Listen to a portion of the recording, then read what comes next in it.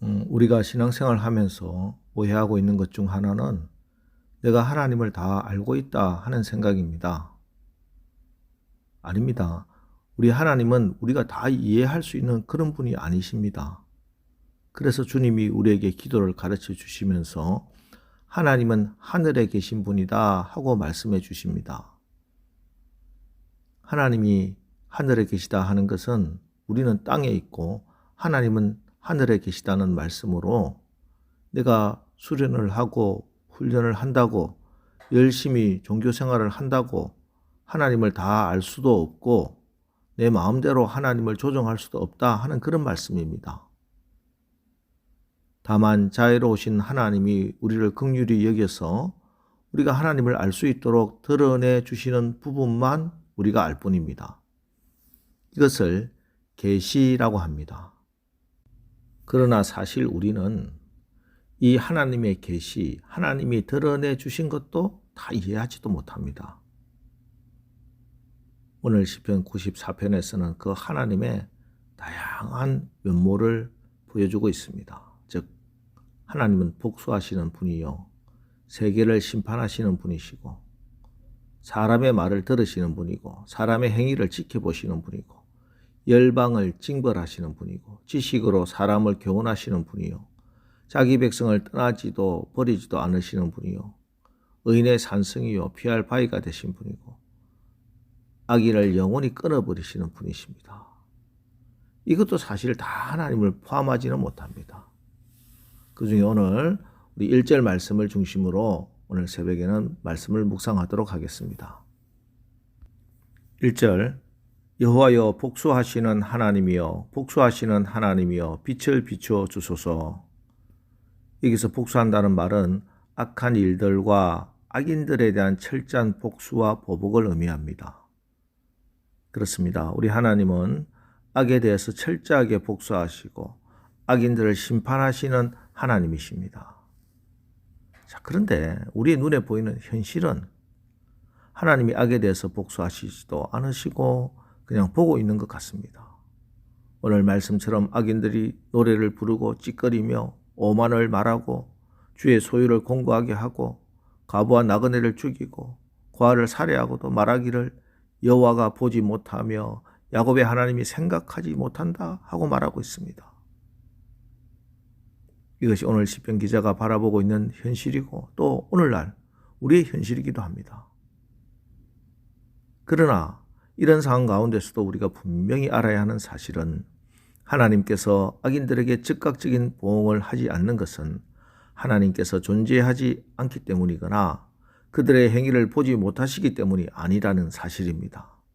이건 오직 하나님의 사랑 때문입니다. 즉 하나님은 악인이라도 멸망당하는 것을 기뻐하지 않기 때문에 그들에게 자비를 베풀어 천년을 하루처럼 오래 참으시는 겁니다. 사실 알고 보면 저나 여러분도 이런 하나님의 사랑으로 하나님의 오래 참음으로 구원을 받은 것이지요. 그러나 그럼에도 불구하고 우리가 또 분명히 알아야 하는 사실은 하나님의 자비하심과 오래 참으심을 회개의 기회로 삼지 않고 도리어 악의 기회로 삼는 자들은 하나님의 결정적인 심판의 날에 이르게 되면 절대 파멸을 피할 수 없다 하는 사실입니다. 그러므로 오늘 시편은 이렇게 경고합니다. 8절로 11절, 백성 중에 어리석은 자들아 너희는 생각하라. 무지한 자들아 너희가 언제나 지혜로울까. 귀를 지으시니가 듣지 아니하시랴. 눈을 만드시니가 보지 아니하시랴. 못 백성을 징벌하시는 이 곧 지식으로 사람을 교훈하시는 이가 징벌하지 아니하시랴. 여호와께서는 사람의 생각이 허무함을 아시느니라. 여러분, 아무리 불의한 자들, 패역한 자들의 세력이 강하다 할지라도 하나님의 공의로우심과 그의 권능 앞에서 굴복할 수밖에 없음을 분명히 믿으시기 바랍니다.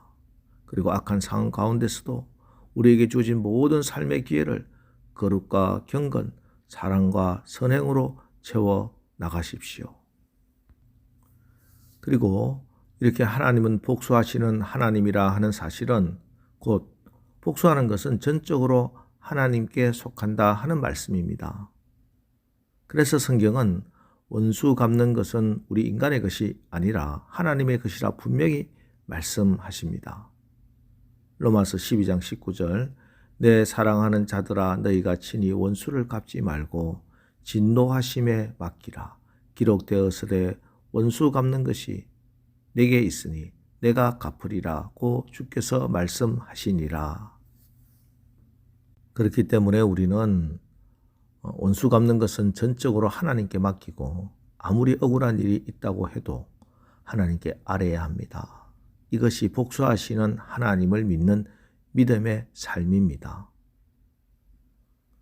우리 주님은 하나님의 백성이 살아야 할 법인 산상수훈에서 악한 자를 대적하지 말고 오른밤을 치면 왼밤을 돌려대고 속옷을 달라 하면 겉옷까지 주고 오리를 가자고 하면 심리를 기쁘게 가주며 구하는 자에게는 주고 꾸고자 하는 자에게 거절하지 말라 하고 말씀해 주셨습니다.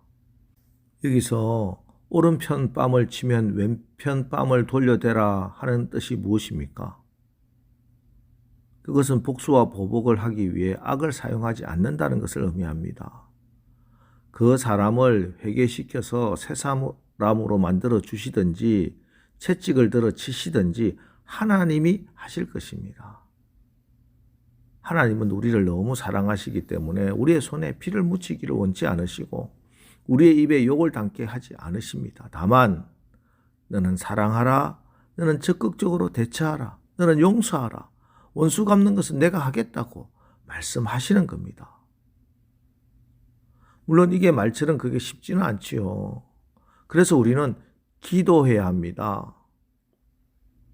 스펄전 목사님이 젊었을 때 순교자 스테반에 대해서 설교를 하고 있는데 어떤 사람의 질문으로 인해 설교가 갑자기 중단되었습니다. 스테반이 돌에 맞아 죽게 되었을 때 하나님은 도대체 뭘 하셨습니까? 하나님은 왜 저들의 돌을 막아주지 않았습니까? 매우 당혹스러운 질문이지요. 하나님은 무엇을 하셨는가? 그때 성령님이 깨닫게 해 주심으로 스펄전 목사님은 이렇게 대답했습니다.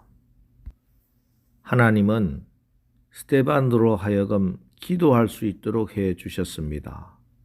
주여 이 죄를 저들에게 돌리지 마옵소서 라고 말입니다.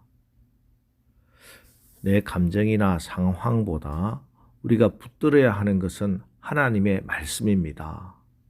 그런데 내 힘으로 그 말씀에 순종하기가 힘드니 우리가 기도하는 겁니다. 내가 용서할 수 없는 그를 어떻게 복수하지 않고 오히려 사랑할 수 있을까요? 사랑받기 싫어하는 그 사람을 어떻게 사랑할 수 있을까요? 하나님의 사랑을 힘입어야 합니다. 하나님의 사랑의 능력을 덧입어야 합니다.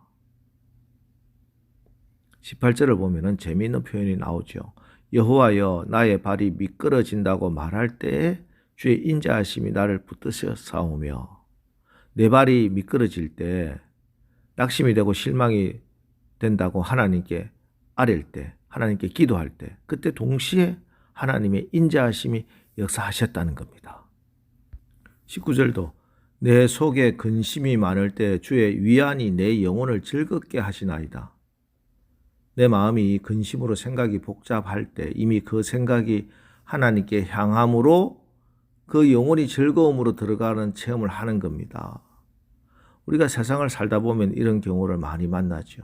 어떤 문제를 만나 이러지도 저러지도 못해 고민을 거듭하는 겁니다. 그래서 하나님께 기도하죠. 그런데 바로 그때 우리 하나님께서는 어느 사이인가 우리 마음에 찾아오셔서 우리의 마음을 붙드시고 위로와 평안을 주시는 겁니다. 바로 기도의 위력이 이렇습니다. 기도하는 중에 이미 응답을 받고 기쁨과 위로를 체험하는 겁니다. 그러면서 확신과 소망으로 점점 나아가고 있습니다. 그전에는 온통 절망뿐이었던 것이 또 기도를 시작할 때만 해도 막막하던 것이 기도하는 중에 하나님을 체험하고 소망을 가지게 되는 겁니다.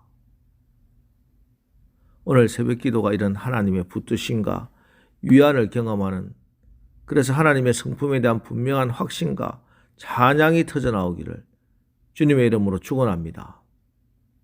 기도하겠습니다. 하나님 오늘 새벽 말씀을 통해 다시 한번 원수 갚는 것이 하나님의 손에 달려 있고 나에게는 용서하고 사랑하는 주님의 명령만 있다는 사실을 말씀해 주셨습니다. 나의 성품, 내 인격으로는 불가능하오니 성령님 나를 도와 주옵소서. 우리가 기도할 때 나의 발이 미끄러진다고 말할 때 주의 인자하심이 나를 붙드시고 내 속에 근심이 많을 때 주의 위안이 내 영혼을 즐겁게 하옵소서. 예수님의 이름으로 기도합니다. 아멘. 자, 이제 오늘 말씀을 붙들고 주여 복수하고 힘들어하는 것 하나님께 맡기고 용서하고 사랑함으로 주의 위안과 기쁨을 체험하게 나를 인도하여 주옵소서. 우리 합심해서 우리 기도하고 나가겠습니다. 우리 기도하겠습니다.